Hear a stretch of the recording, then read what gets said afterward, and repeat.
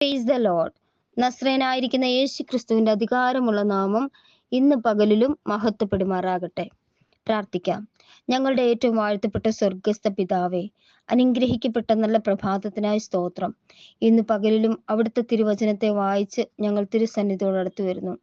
ഇന്ന് ഈ ശുശ്രൂഷ അനുഭവിക്കുന്ന എല്ലാ സഹോദരങ്ങളെയും അവിടുത്തെ തങ്ക തിരിച്ചിറങ്ങിൻ മറവിൽ ഈ വചനങ്ങളാൽ ഓരോ നിമിഷവും കൃപയോടെ ബലത്തോടെ നടത്തുമാറാകണമെന്ന് പ്രാർത്ഥിക്കുന്നു. പ്രാർത്ഥന കേട്ട കൃപകൾക്കായി നന്ദി പിതാവേ. സകലതും നസ്രനായിരിക്കുന്ന യേശു ക്രിസ്തുവിന്റെ അധികാരമുള്ള നാമത്തിൽ ചോദിക്കുന്നു പിതാവേ. ദയമൂലം കേട്ട് ഉത്തരമറുമാറാകണം സ്വർഗസ്ഥ പിതാവേ. ആമേൻ, ആമേൻ, ആമേൻ. നാം കഴിഞ്ഞ പകൽക്കാലം വിശുദ്ധ മത്തായി എഴുതിയ സുവിശേഷം 3-ാം അധ്യായം വായിച്ച് കർത്താവിനെ മഹത്വപ്പെടുത്തി. ഇന്ന് പകൽക്കാലം വിശുദ്ധ മത്തായി എഴുതിയ സുവിശേഷം 4-ാം അധ്യായം വായിച്ച് കർത്താവിനെ മഹത്വപ്പെടുത്താം.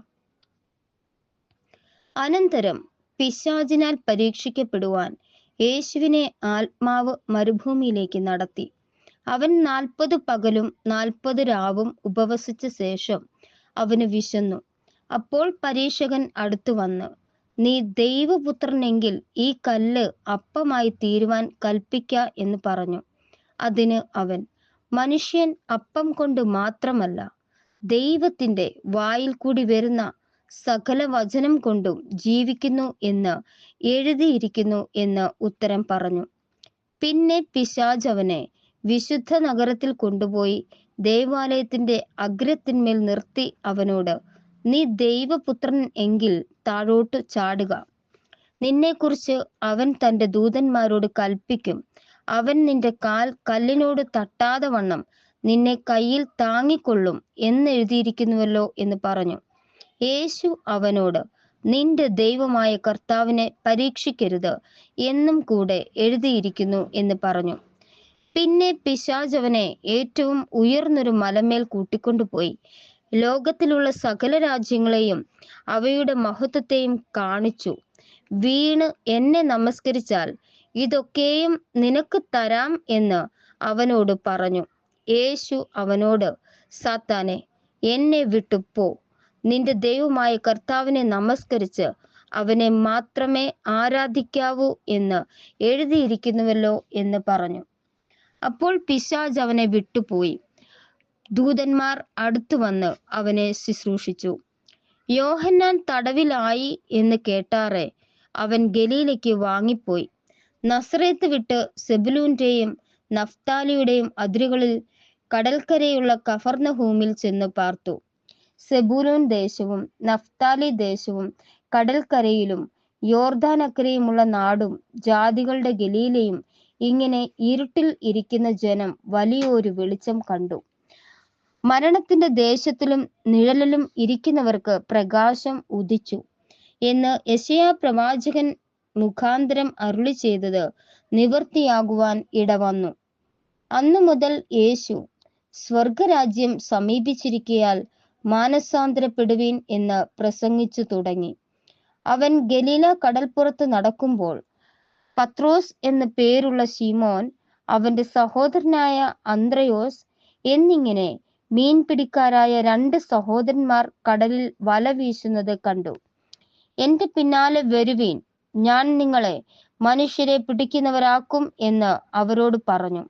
ഉടനെ അവർ വല വിട്ടേച്ച് അവനെ അനുഗമിച്ചു. അവിടെ നിന്ന് മുൻപോട്ട് പോയാറെ സെബദിയുടെ മകൻ യാക്കോബും അവന്റെ സഹോദരൻ യോഹന്നാനും എന്ന വേറെ 2 സഹോദരന്മാർ പടകിലിരുന്ന് അപ്പനായ സെബദിയുമായി വല നന്നാക്കുന്നത് കണ്ടു. അവരെയും വിളിച്ചു. അവരും ഉടനെ പടകിനെയും അപ്പനെയും വിട്ട് അവനെ അനുഗമിച്ചു. പിന്നെ യേശു ഗലീലയൊക്കെയും ചുറ്റി സഞ്ചരിച്ചുകൊണ്ട് അവരുടെ പള്ളികളിൽ ഉപദേശിക്കുകയും രാജ്യത്തിന്റെ സുവിശേഷം പ്രസംഗിക്കുകയും ജനത്തിലുള്ള സകല ദീനത്തെയും വ്യാധിയെയും സൗഖ്യമാക്കുകയും ചെയ്തു. അവന്റെ ശ്രുതി സുറിയയിലൊക്കെയും പരന്നു. നാനാവ്യാധികളാലും ബാധകളാലും വലഞ്ഞവർ, ഭൂതഗ്രസ്തർ, ചന്ദ്രരോഗികൾ, പക്ഷവാതക്കാർ ഇങ്ങനെ സകലവിധ ദീനക്കാരെയും അവന്റെ അടുക്കൽ കൊണ്ടുവന്നു. അവൻ അവരെ സൗഖ്യമാക്കി. ഗലീല, ദക്കപ്പൊലി, യെരുസലേം, യഹൂദ്യ, യോർദാനക്കരെ എന്നീ ഇടങ്ങളിൽ നിന്ന് വളരെ പുരുഷാരം അവനെ പിന്തുടർന്നു. ആമേൻ, ആമേൻ, ആമേൻ. ഞങ്ങളുടെ ഏറ്റവും വാഴ്ത്തപ്പെട്ട സ്വർഗസ്ഥ പിതാവേ, ഇന്ന് പകൽക്കാലം അനുഗ്രഹിക്കപ്പെട്ട തിരുവചനങ്ങളെ വായിപ്പാൻ അടിയങ്ങൾക്ക് ബലം നൽകിയതിനായി സ്തോത്രം.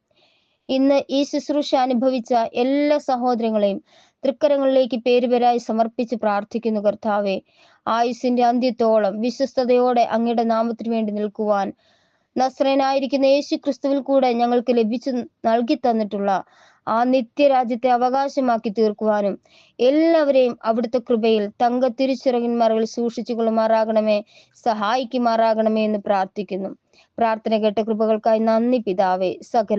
സകല ഭൂലോകരുടെയും അധോലോകരുടെയും സ്വർലോകരുടെയും മുഴങ്കാലുകൾ ഒക്കെയും മടങ്ങുന്ന നസ്രയനായിരിക്കുന്ന യേശു ക്രിസ്തുവിൻ അധികാരമുള്ള നാമത്തിൽ ചോദിക്കുന്നു പിതാവേ. ദയമൂലം കേട്ട് ഉത്തരമറുമാറാകണം സ്വർഗസ്ഥ പിതാവേ. ആമേൻ, ആമേൻ, ആമേൻ. Thank you, Lord Jesus Christ of Nazareth. God bless you all.